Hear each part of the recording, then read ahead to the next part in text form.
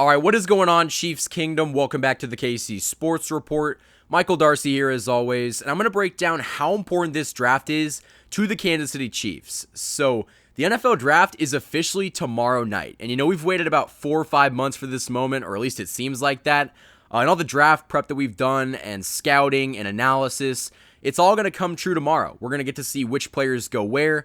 And I'm going to be right here on the channel live streaming it all. So if you haven't already yet, hit that like button, comment, and subscribe. Turn those post notifications on because I'm going to be live streaming the draft. And we're going to do a live NFL draft watch party. So I'm going to do tomorrow the first round. Obviously, the Chiefs do not have a first round pick anymore, but I'll be doing the second, third, and basically all the way up until the Chiefs no longer pick anymore. So I'll be basically streaming all weekend long. So if you don't already have a place to watch the draft, stop by the channel and we'll watch it together. So with that being said, let's talk about how important this draft is for the Chiefs. So coming into the offseason, there were a lot of question marks. Obviously, the offensive line was a big letdown in that Super Bowl. I mean, we saw them basically implode. So the main priority this offseason was address the offensive line, which Brett Veach did to perfection. They signed guys like Joe Thuney, Kyle Long. Just recently, they traded for left tackle Orlando Brown. They almost made it to the point where you don't have to necessarily address the offensive line in the draft because you did such a good job in free agency. And that's kind of how I feel about a lot of the Chiefs' holes this offseason. Brett Veach filled those in free agency. I mean, you might have needed an interior defensive lineman. They brought in Jerron Reed. You got a center in Austin Blythe. You have, maybe the receiver could use some help. The linebacker area could use some help as well, but the major holes that I thought really faced this team in the offseason, Brett Veach filled. So that almost leaves some flexibility in the draft so where you can take a receiver in the second round. You can take a linebacker early. You can get a cornerback. I mean, I've seen a lot of names being thrown out there. So I don't think this draft is necessarily as important as I thought it was going to be. I thought coming into this draft, you were going to need a left tackle.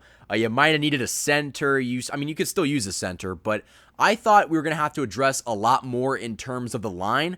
Now you kind of got that under control. I mean, maybe a draft one in the later rounds in like the 4th or 5th, but the Chiefs have done such a good job this offseason of filling those needs.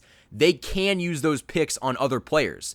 So I would honestly say that this draft is important. I mean, obviously, when you're in a Super Bowl window where you have a legitimate shot at making the Super Bowl, every draft's important. But at the same time, I think that right now, if you put this Chiefs team out there, week 1, this team is good enough to win 14 to 15 games. And I genuinely believe that. The only position that I can say you probably got weaker at over the offseason is maybe in the secondary because you need a number 1 corner. If Snead does not develop into one, which I think that he will, but you need another corner to go alongside with Snead, and you need another receiver. You lost Sammy Watkins to free agency. He went to the Ravens, and you brought back guys like Demarcus Robinson and Byron Pringle, but let's be honest, they're not number 2 wide receiver material, and I don't think Mecole is either. I think that you got Tyreek at the 1. You don't have a number 2 right now because Sammy left, and Mecole's a 3. Robinson and Pringle, they're basically interchangeable at 4th or 5th. I would personally like to see Pringle get a bigger role, but at the same time, I think the Chiefs are looking for receivers. So kind of the main purpose of this video was to talk about how important this draft is, which I've answered. I think that it is semi-important, but at the same time, at this point, you were just trying to find impact players that can play day 1 or play somewhat soon to after they're drafted. You don't need developmental players. You don't need those. The Chiefs are trying to win the Super Bowl this year, and they have all the talent and the players to do so. They just need players that can come in and be productive day 1. And there's a lot of those kind of players in the draft. And that kind of segues into the next point. What do the Chiefs need? Well, in my opinion, I think you got to look at corner. Whether that is early or later, I think that you'd probably look in the second. You don't have a 3rd round pick anymore, but I think you look early in the draft for a cornerback because, the cornerback class is pretty weak this year. There's a couple good safeties in the draft. I've seen Jamar Johnson from Indiana. His name's been thrown out there a lot. They could use a safety because after Daniel Sorensen's contract's up after this year, they'd like to replace him with somebody more athletic, so safety might be a top priority. I think linebacker is a very big need because after this year, Anthony Hitchens is a free agent. Unless they bring him back, which I don't really know at this point. He was a pretty big contract signing when we did bring him in I believe it was 2018. So I think that linebacker is a big need. You can get some good linebackers early in the draft, not necessarily later.